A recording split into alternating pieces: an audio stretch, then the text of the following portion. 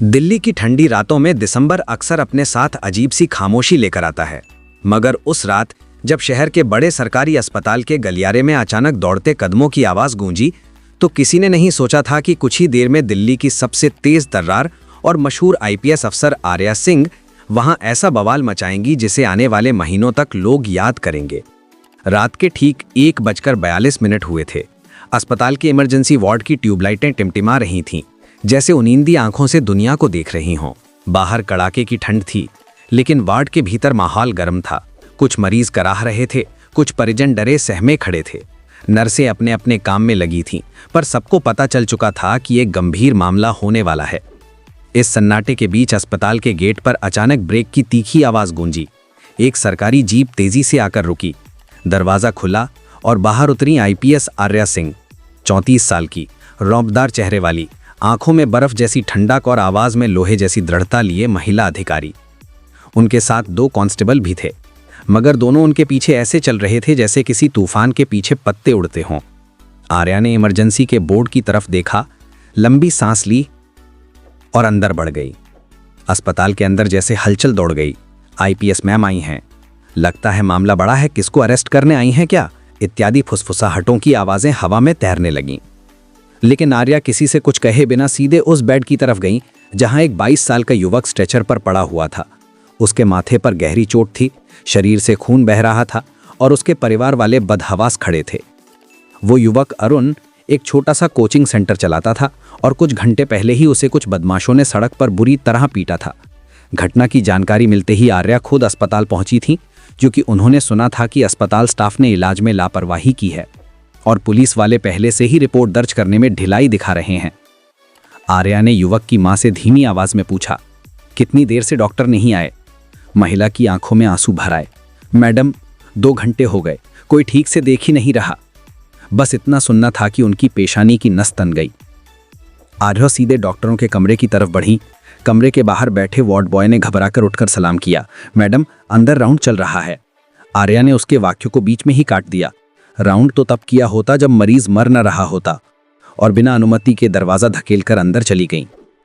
अंदर 3 डॉक्टर बैठे मोबाइल पर रील देख रहे थे। एक चाय पी रहा था। सभी अचानक खड़े हो गए। डॉक्टर बोला, मैडम, आप बिना परमिशन, मरीज मर रहा है और तुम परमिशन की बात कर रहे हो। उनकी आवाज इतनी सख्त थी कि कमरे का माहौल झंझना गया। आर्या ने टेबल पर रखी फाइलें उठाकर फेंक दी और गरजते हुए बोली, तुम्हें शर्म नहीं आती? इलाज के लिए भर्ती मरीज 2-2 घंटे से बेड पर तड़प रहा है और तुम रील देख रहे हो। यह अस्पताल है या चाय की दुकान? डॉक्टर हकलाने लगा। मैडम, वो स्टाफ कम है। आर्या ने उसकी आंखों में घूर कर कहा, कम स्टाफ का बहाना मत दो, कम जिम्मेदारी है ये मान लो। कमरे में सन्नाटा छा गया। आर्या ने इमरजेंसी वार्ड की तरफ इशारा करते हुए कहा, अभी इसी वक्त उस युवक का इलाज शुरू होगा और अगर एक भी प्रक्रिया लेट हुई तो मैं तुम तीनों को तत्काल सस्पेंशन की रिपोर्ट भेज दूंगे, समझे? डॉक्टरों के चेहरे उतर गए। सब घबराहट में तेजी से बाहर निकले और इलाज शुरू करने भागे। लेकिन बवाल यहीं खत्म नहीं होना था। जैसे ही आर्या इमरजेंसी वार्ड की तरफ बढ़ी, बाहर खड़े 2 पुलिसकर्मी आपस में कुछ घुसा रहे थे। उन्हें देखकर आर्या वहीं रुक गई। एक कांस्टेबल बोला, मैडम, रिपोर्ट तो कल सुबह बना देंगे, अभी तो रात है। ये सुनते ही आर्या का गुस्सा फिर भड़क गया। उन्होंने सीधे उस कांस्टेबल की तरफ कदम बढ़ाए और बोली, कल सुबह? अभी एफआईआर दर्ज होगी, अभी इसी वक्त। कोई कानून सोने नहीं दिया है, समझे? कांस्टेबल घबरा कर बोला, मैडम, इंस्पेक्टर साहब ने कहा है कि पहले मेडिकल रिपोर्ट आए। आर्या की आवाज बिजली की तरह गूंजी। मेडिकल रिपोर्ट की जरूरत एफआईआर रोकने के लिए नहीं होती। पहले केस दर्ज होता है, फिर मेडिकल जुड़ता है। ये सब मुझे मत सिखाओ। मैंने 9 साल की सर्विस में ऐसे दर्जनों मामलों को हैंडल किया है। दोनों पुलिसकर्मी खामोश खड़े रहे। आर्या ने अपने स्टेनोग्राफर को बुलाया। अभी के अभी अस्पताल के गेट पर बैठकर एफआईआर दर्ज करो। शिकायतकर्ता यही है, कोई बहाना नहीं चलेगा। कांस्टेबलों ने सिर झुका दिया और फटाफट बाहर चले गए। अब अस्पताल के अंदर सभी को समझ आ गया था कि जो भी लापरवाही करेगा वो सीधे गाज बनेगी। इमरजेंसी वार्ड के बाहर लोग खड़े होकर देख रहे थे। आईपीएस आर्या सिंह उसी तेज रफ्तार में चलते हुए हर कमरे में निरीक्षण कर रही थीं, मरीजों से पूछ रही थीं, स्टाफ की कमी का सारा रिकॉर्ड नोट करा रही थीं और जो भी कर्मचारी सुस्त खड़ा मिलता उसकी जमकर फटकार लगा रही थीं। एक बुजुर्ग मरीज ने धीमी आवाज में आशीर्वाद दिया, बेटा, तुम जैसी अफसर हो तो गरीबों को इंसाफ मिलेगा। आर्या के कदम एक पल को रुके। उन्होंने झुककर कहा, मैं अपना काम कर रही हूं बाबा। लगभग आधे घंटे में डॉक्टरों ने युवक अरुण को प्राथमिक उपचार देना शुरू कर दिया। खून रोक दिया गया और सिर की चोट पर सिलाई कर दी गई। आर्या खुद ऑपरेशन रूम के बाहर खड़ी रहीं जब तक डॉक्टर बाहर न आए। डॉक्टर ने सिर झुकाकर कहा, मैडम अब मरीज खतरे से बाहर है। आर्या ने धीरे से सिर हिलाया। आवाज शांत थी लेकिन भीतर गहरी दृढ़ता छिपी थी। तुम्हारा काम यही है, लोगों का जीवन बचाना। अगर आज मैं ना आती तो ये लड़का रात भर तड़पता रहता। फिर वो डॉक्टरों की तरफ मुड़ी और बोली, आज की घटना रिपोर्ट होगी, लेकिन अगर आगे से कभी भी इस अस्पताल में मरीजों की जान जोखिम में पड़ी तो मैं सीधे कार्यवाही करूंगी। ये मेरी चेतावनी नहीं, आदेश है। डॉक्टरों ने सिर झुकाकर जी मैडम कहा। उधर बाहर पुलिसकर्मी एफआईआर दर्ज कर रहे थे और परिवार वाले राहत की सांस ले रहे थे। अरुण की मां रोते हुए पांव छूने लगी, मैडम आपने मेरे बेटे को नई जिंदगी दी है, मैं आपका कर्ज कैसे उतारूं?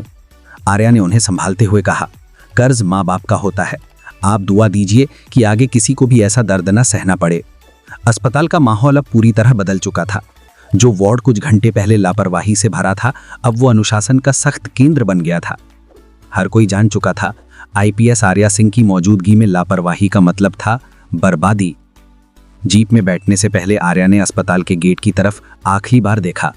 रात अभी भी ठंडी थी, लेकिन किसी के चेहरे पर अब डर नहीं, उम्मीद की एक चमक थी, और वो जानती थी यही उनका असली काम है। जीप धीरे धीरे दूर चली गई। पीछे रह गया एक अस्पताल जो उस रात सीधी बात समझ चुका था, कानून सोता नहीं है, खासकर तब जब आईपीएस आर्या सिंह जाग रही हो। दिल्ली की उस रात का बवाल धीरे धीरे शहर के हर मोबाइल स्क्रीन तक पहुंच चुका था। जैसे ही आईपीएस आर्या सिंह ने अस्पताल में हुई लापरवाही पर कार्रवाई की, किसी नर्स ने वो पूरा वीडियो चुपके से रिकॉर्ड कर लिया था और सुबह होते होते वो वायरल हो चुका था। सोशल मीडिया पर हर जगह से एक ही हेडलाइन चल रही थी, दिल्ली की आईपीएस अफसर ने अस्पताल में मचाया बवाल, डॉक्टरों की बड़ी लापरवाही सामने आई और पुलिस पर भी सवाल खड़े हुए हैं। सुबह ठीक 7:16 पर जब शहर जाग रहा था, मेरठ न्यूज चैनल के स्टूडियो में एंकर तेज आवाज में बोल रहा था, आप देख रहे हैं ब्रेकिंग न्यूज। कल रात मेरठ के सरकारी अस्पताल में आईपीएस आर्या सिंह ने लापरवाही के खिलाफ ऐसा एक्शन लिया है कि अब शहर में हलचल मच गई है। डॉक्टरों की बड़ी लापरवाही सामने आई है और पुलिस पर भी सवाल खड़े हुए हैं। इस खबर के बाद पत्रकारों का जमघट अस्पताल के बाहर लग गया। हर रिपोर्टर बस एक ही बात का इंतजार कर रहा था, क्या आईपीएस आर्या सिंह आज अस्पताल फिर से आएंगी या कोई बड़ा आदेश जारी होगा। इसी बीच अस्पताल के अंदर डॉक्टरों में बेचैनी फैलने लगी। कुछ डॉक्टर फुसफुसाते हुए बोले, मैम ने तो रात को हड़कंप मचा दिया, अगर जांच बैठ गई तो नौकरी खतरे में है, अभी फुटेज भी वायरल हो गई, मुश्किल बढ़ने वाली है। उधर पुलिस हेडक्वार्टर भी गर्म था। आर्या के सख्त आदेशों के बाद रात में दर्ज की गई एफआईआर का असर सुबह तक साफ दिखाई देने लगा। एसएसपी के कमरे में मीटिंग बुलाई गई जिसमें साफ कहा गया, अरुण के मामले को प्राथमिकता दी जाए और जो भी पुलिसकर्मी एफआईआर रोकने की कोशिश में शामिल था उसकी जांच अलग से चलेगी। मगर कहानी में असली मोड़ तब आया जब अरुण के मामले में मारपीट करने वाले बदमाशों के पीछे पीछे आर्या की टीम पहुंची। उन बदमाशों की गिरफ्तारी मीडिया की नजरों में सबसे बड़ा सवाल था। रिपोर्टर ने लाइव कहा, दोस्तों हलचल तेज हो गई है, पुलिस टीम बदमाशों के ठिकाने पर पहुंच चुकी है, लगता है आज बड़ा खुलासा सामने आने वाला है। आर्या खुद पीछा कर रही थी। जीप की आवाज शहर की गलियों में गूंज रही थी। उनकी आंखों में वही दृढ़ता थी जो रात में अस्पताल में दिखी थी, लेकिन अब वो और भी तेज थी, न्याय का एक नया रूप। गली के मोड़ पर अचानक एक आदमी देखकर भागने लगा। आर्या चिल्लाई, रुको, पुलिस है। 2 कर्मियों ने उसे दबोच लिया। उसी ने बताया कि मारपीट के पीछे सिर्फ सड़कों के गुंडे नहीं बल्कि एक लोकल कारोबारी का भी हाथ था जो अरुण की जमीन पर नजर गड़ाए बैठा था। अब कहानी सिर्फ अस्पताल की लापरवाही की नहीं रही थी, अब यह केस दबंगई, भ्रष्टाचार और अंदरूनी साजिश का रूप ले चुका था। इस खुलासे ने मीडिया की आग और बढ़ा दी।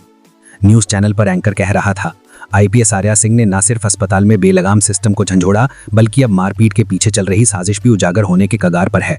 क्या दिल्ली में शुरू होगा एक नया अभियानी दौर? अस्पताल के डॉक्टर अब एक एक सवाल का जवाब देने को मजबूर थे। पत्रकार पूछ रहे थे, क्या आपको आईपीएस मैम का बर्ताव ठीक लगा? डॉक्टर ने डरते हुए कहा, देखिए मैम का तरीका सख्त था पर मरीज की हालत खतरे में थी। वहीं सोशल मीडिया में लोग 2 हिस्सों में बंट चुके थे। कुछ लोग कह रहे थे यही आईपीएस चाहिए देश को, और कुछ लोग कह रहे थे डॉक्टरों को यूं डांटना गलत था। लेकिन आर्या को इससे कोई फर्क नहीं पड़ता था। वो हमेशा कहती थी, मेरा काम है न्याय करना, किसी को खुश करना नहीं। उसी दोपहर अस्पताल में अचानक एक और मोड़ आया। एक वरिष्ठ डॉक्टर ने आर्या को बुलाकर कहा, मैम, जो रात हुआ वो हमारे स्टाफ की गलती थी, लेकिन मैं चाहता हूं कि इस अस्पताल को सुधारने में आप हमारी मदद करें। हम मिलकर काम कर सकते हैं। आर्या ने गंभीर होकर कहा, मदद मांगना गलत नहीं है, गलत है गलती को छुपाना। इसके बाद उन्होंने अस्पताल प्रशासन के साथ एक मीटिंग की, नए नियम बनाए। इमरजेंसी में हर 20 मिनट में डॉक्टर की उपस्थिति अनिवार्य, गंभीर मरीजों का तत्काल उपचार, पुलिस को मेडिकल रिपोर्ट रोकने की अनुमति नहीं, लापरवाही पर सीधे निलंबन। न्यूज चैनल ने इसे हेडलाइन बना दिया। आईपीएस आर्या सिंह ने अस्पताल की व्यवस्था बदल दी, नई गाइडलाइन लागू। शाम होते होते अरुण की हालत में भी सुधार आने लगा। उसकी मां ने फोन पर रिश्तेदारों को बताया, बेटा बोलने लगा है, भगवान उस अफसर को खुश रखे। जब ये खबर मीडिया तक पहुंची तो रिपोर्टर ने लाइव कहा, बड़ी खबर, पीड़ित अरुण खतरे से बाहर। परिवार ने आईपीएस आर्या को असली रक्षक बताया। उधर बदमाशों की गिरफ्तारी के बाद पुलिस ने प्रेस कॉन्फ्रेंस की, जिसमें पूरा श्रेय आर्या की टीम को दिया गया। सभी चैनलों पर एक ही लाइन चलने लगी, मेरठ की शेरनी आईपीएस आर्या सिंह। और इस तरह अस्पताल से शुरू हुआ बवाल अब शहर भर में एक नई चेतना जगा चुका था। लोग कहने लगे, जब आर्या सिंह मैदान में होती हैं तो सिस्टम खुद लाइन में आ जाता है। दिन ढलते ढलते आर्या जीप में बैठी। हल्की थकान उनके चेहरे पर थी, पर संतोष भी उतना ही था, क्योंकि एक शहर में न्याय की लौ फिर जल चुकी थी और वो लौ रात में भी बुझने वाली नहीं है।